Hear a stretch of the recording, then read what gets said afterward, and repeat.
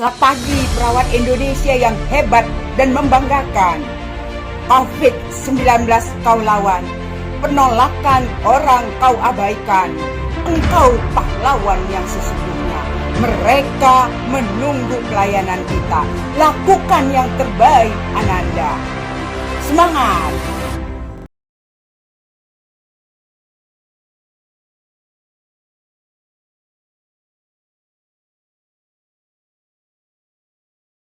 Assalamualaikum warahmatullahi wabarakatuh. Selamat siang, salam sejahtera untuk kita semua. Insya Allah Bapak Ibu sudah bergabung semua. Ya, perkenalkan nama saya Winda Yuniarsi. Saya akan memandu acara webinar ini. Yang insya Allah sebelum kita memulai acara webinar ini, mari kita sama-sama menundukkan kepala, berdoa bagi rekan sejawat kita, para tenaga kesehatan yang telah gugur selama merawat pasien pandemi COVID-19. Bapak Ibu sekalian, saat ini kita sama-sama bangsa Indonesia sedang mengalami bencana nasional pandemi COVID-19, di mana kita perawat sebagai salah satu bagian dari tenaga kesehatan berada di garis terdepan ketika kita semua bersama-sama merawat pasien tersebut. Kami persilahkan kepada Prof. Budi untuk menyampaikan materinya. Mohon izin Prof. Budi, materi dapat disampaikan dalam waktu 40 menit ke depan. Begitu Prof, dipersilahkan. Selamat siang rekan-rekan perawat yang luar biasa semuanya. Pertama-tama kita mengucapkan belasungkawa kepada sahabat-sahabat kita perawat yang luar biasa yang telah dipanggil Tuhan karena tugasnya. Mari kita berdoa untuk mereka dan juga keluarganya. Baik, saya akan menyampaikan satu hal yang paling penting dalam kondisi COVID-19 ini adalah yang pertama kita tahu belum didapatkan belum didapatkan obatnya dan belum didapatkan vaksinnya. Dan oleh karena itu, kesehatan jiwa penting sekali untuk kita perhatikan. Saya akan menjelaskan bagaimana dukungan kesehatan jiwa sangat penting sekali untuk perawat dan tenaga kesehatan lain dalam menghadapi pandemi ini.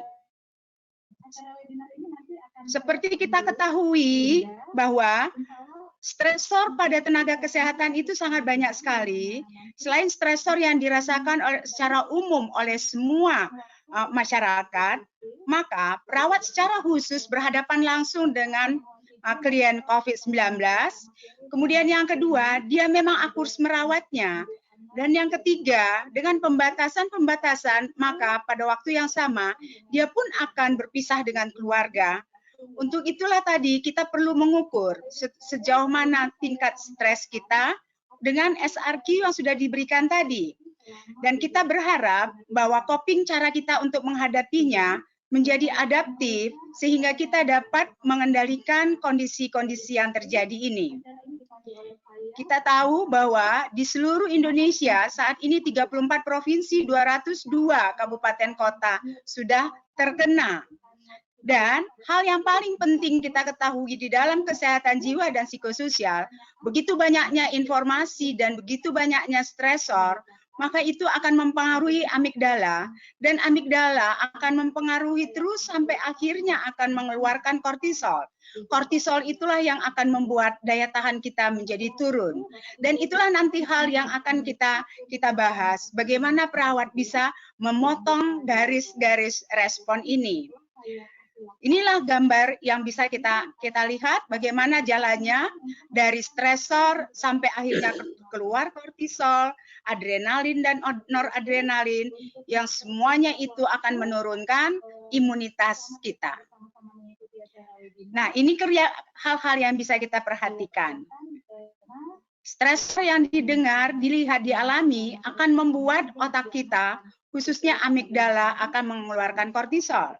Kortisol ini membuat organ-organ tubuh yang lain, paru-paru dan sebagainya, paru-paru, ginjal, jantung akan bekerja lebih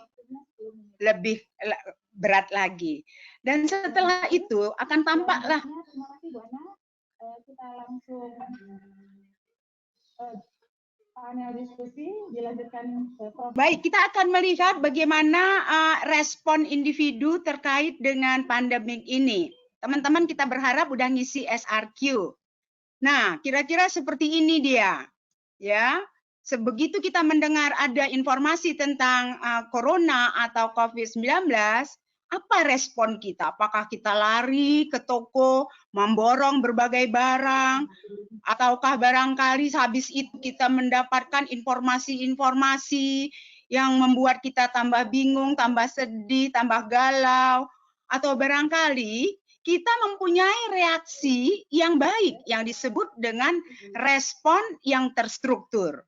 Jadi yang paling penting di dalam menghadapi begitu besarnya informasi ini, kita harus punya respon yang terstruktur. Bukan reaktif, tapi responding.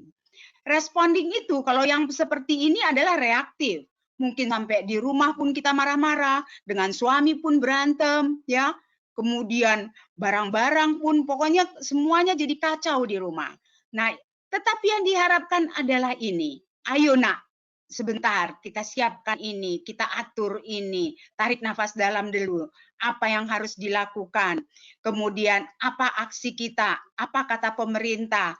Apa yang harus kita kerjakan? Akhirnya kondisi itu akan membuat situasi rumah yang tenang. Nah, jadi tarik nafas dalam. Lakukan asesmen informasi yang benar, jangan yang informasi-informasi yang nggak jelas. Kemudian action terstruktur, kemudian lihat hasilnya. Ya, nah harapan kita itulah yang dikerjakan di dalam kita menghadapi situasi ini. Saya akan masuk kepada cara untuk mengatasinya. Ya, cara untuk mengatasinya tadi kita ingat bahwa begitu pikiran negatif. Harus pahami bahwa situasi saat ini memang kita lanjutkan bagaimana supaya fisik rileks.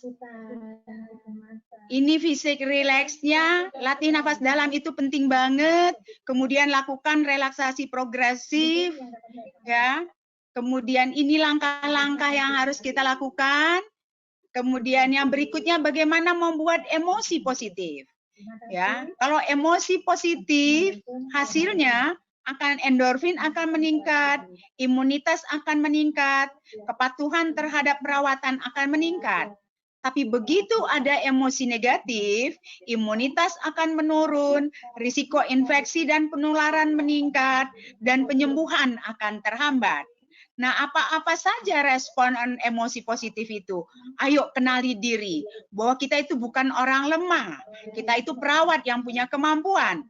Promosikan kemampuan diri kita itu melalui asuhan keperawatan yang kita lakukan kepada pasien kita. Pertahankan optimisme. Ingat, banyak yang sembuh, banyak yang nggak ketularan, walaupun mereka merawat pasien. Bangun harapan bahwa kita mau bersama-sama melawannya.